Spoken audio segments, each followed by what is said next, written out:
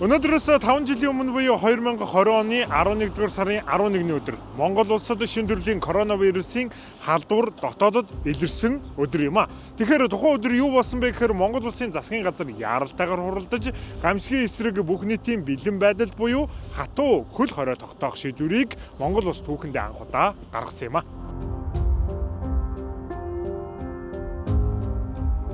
Дэлхийн нийтийг хамарсан цар тахлын улмаас манай улсын 2282 иргэн тус өвчний халдвараар нас орсон юм а.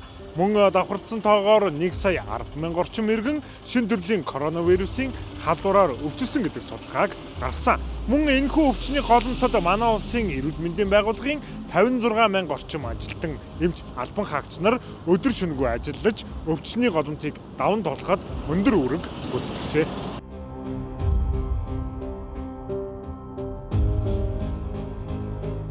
Гэвч өнөөдрийг хүртэл шинэ төрлийн коронавирусын халдвар бүрэн зогсоогүй. Харин хүйтний улиралд идэвхжих магадлал өндөр байгаа юм а. Иймээс иргэн та өөрийгөө болон өөрийнхөө ойр дотны хүмүүсийг хамгаалахын тулд өдөр тутамдаа амны халт хэрэглэж, гарын ариун цэврийг сайтар сахиж байх шаардлагатайг сануулж байна.